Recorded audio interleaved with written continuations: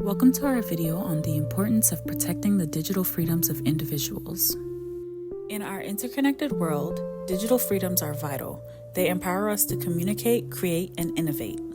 Digital freedoms include our rights to access information, express ourselves, and maintain our privacy online. But these freedoms are under constant threat from cyber attacks, data breaches, and invasive surveillance. When digital freedoms are compromised, it affects individuals and entire communities, leading to loss of trust and opportunities.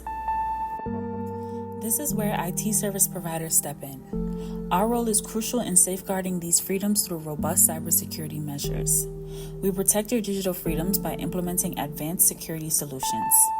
Some of these include encryption, firewalls, secure cloud services, data backup and recovery, and real-time remote monitoring.